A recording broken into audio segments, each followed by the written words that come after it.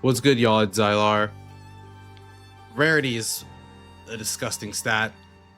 It simply ruins RPGs. Nobody wants it on their gear. Nobody enjoys playing with it.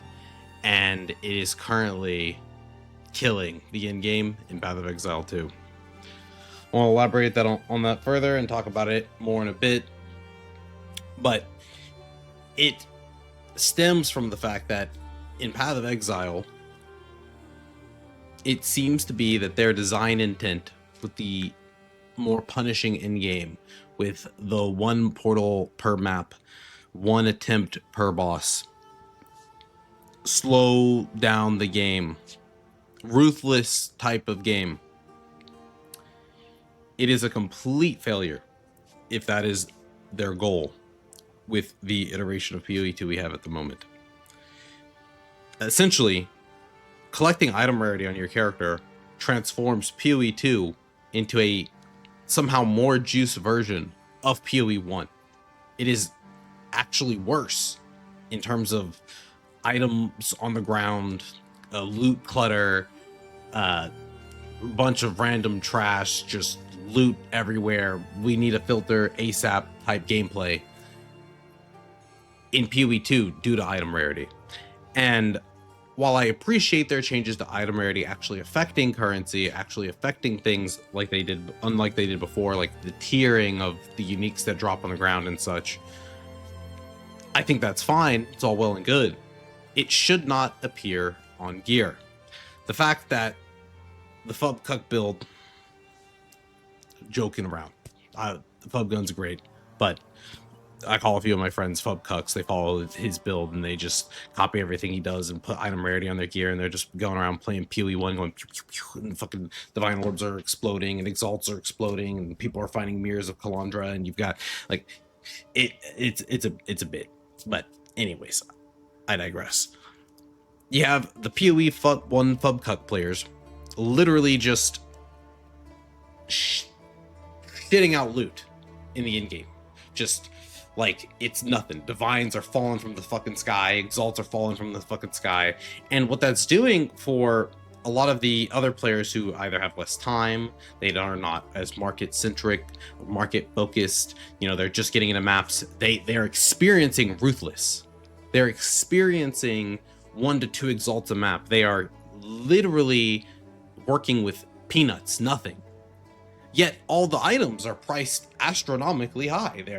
They are sitting there wondering, how am I going to get 5 divines to buy this, 10 divines to buy this, 20 divines to buy this? How is this possible? How are things costing so much? And it is because with item rarity as a stat, it is a win more stat. It is never a stat you are seeking like, I'm trying to upgrade my character. Let's see, I could use some item rarity. Yeah, I'm struggling a bit in maps with the currency I'm making. If I just put on a little bit of item rarity, that'll help. No, it doesn't work like it does in PoE 1. In PoE 1, there have been metas where essentially there was a strat around low tier mapping, like doing tower on T7 or T10 or whatever the fuck it was. And rarity and quant, magic find in general, had balanced breakpoints. So it worked a bit better in PoE. It still ended up getting like nerfed and reduced and still had very degenerate stuff in like Wildwood, for example. But it worked better there because it actually had more implementation in easier strats to make them more rewarding on a more, fast, less defensive character. But that doesn't work in PoE 1.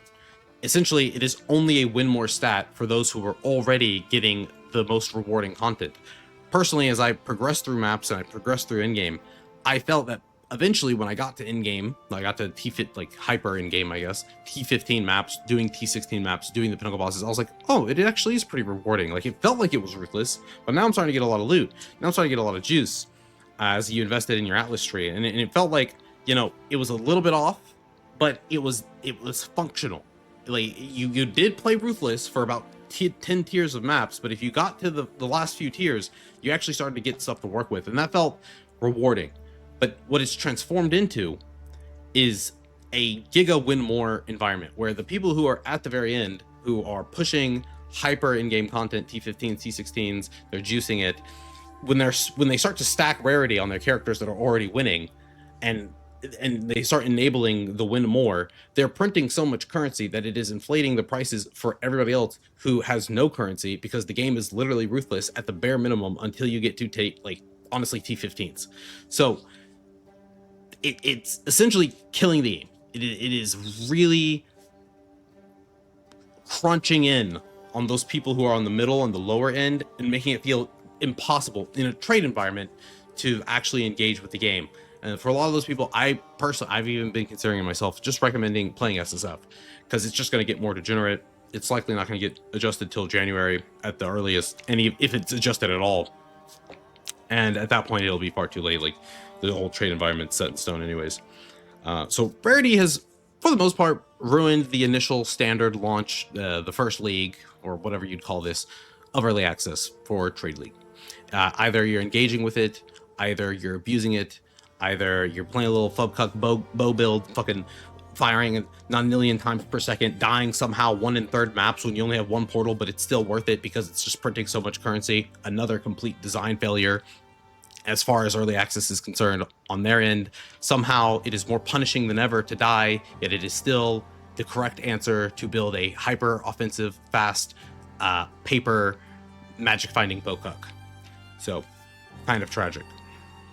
To extend on that a little bit, and not just harp on Rarity, even though that is the title of the video and the most offensive part about the current state of the game in terms of Trade League, what is more generic and affects everybody, regardless of trade, is the fact that the more punishing consequences has not deterred people from building offense, because simply they decided to invalidate defense in the in-game.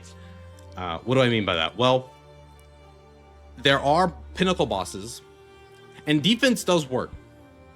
I'll say this. In Trade League, it is invalidated still, but in SSF, non-trade, defense is still very good.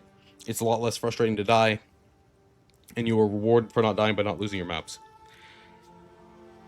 But in Trade League, defense is completely invalidated. Even me playing a minion build, but going slower than a friend of mine who's playing a pub gun build, I die 1 in 50 maps, maybe 1 in 100. He dies 1 in 3 maps. He has 45 divines. I have like 6. It's completely invalidated. It is worth it to build your character hyper offensive, hyper speed, stack magic find. You die 1 in 3 maps, who gives a fuck? It's not punishing enough to die, even with 1 portal, and it is almost completely due to Rarity. And that is as far as maps are concerned, completely due to Rarity. Now, bosses. I know they were inspired by the Souls games, and I had trouble trying to reflect on this. I was like, let me think of a Souls boss where there was a binary pass-fail mechanic that it didn't matter how you built your character up to that point, your defenses didn't matter. If you got hit by this, you just died. And I actually struggled. I don't think I can think of one in Elden Ring, and I never played 2 because that game's terrible. And I can't recall 1 in 1 or 3. Maybe you get knocked off, but outside of that, like the boss hitting you with a move that completely invalidates the way you've built your character defensively up to that point is extremely rare. You would think in those kind of games where the whole concept or the perception is get good, play well, skill matters, that it's not really an RPG game with RPG solutions of invalidating the offensive bosses. You'd think that game would be more likely to have binary pass-fail checks that are just get good. But in fact, PoE 2 is the bigger offender of less RPG mechanics in a more stat-driven, item-driven video game. Binary pass-fail mechanics, in my opinion, in an ARPG have absolutely no place in the game. Why would you invalidate building defensively? Why would you tell a player what they've done to make sure their character doesn't die? It doesn't matter. You want to incentivize players to build more defensively. You want to reward players for not having paper characters, because it is a win-win. Players die less frequently building a character more defensively, and they will be less frustrated on average for not, 5 to 6 portaling maps but they will also be succeeding due to building that way. You want that. You want to encourage that. You don't want to discourage that. After doing the Arbiter a few times, all I can feel is pissed off and annoyed whenever you fail the circle mechanic. Because why did I even build defense on my character? In fact, when you invalidate defense, you are simply telling players to build more offense. You want to slow down the game. You want more methodical, tactical gameplay. You want more purposeful, clear, less cluttered, stupid, hyperspeed, Omega Fast, Super Saiyan gameplay.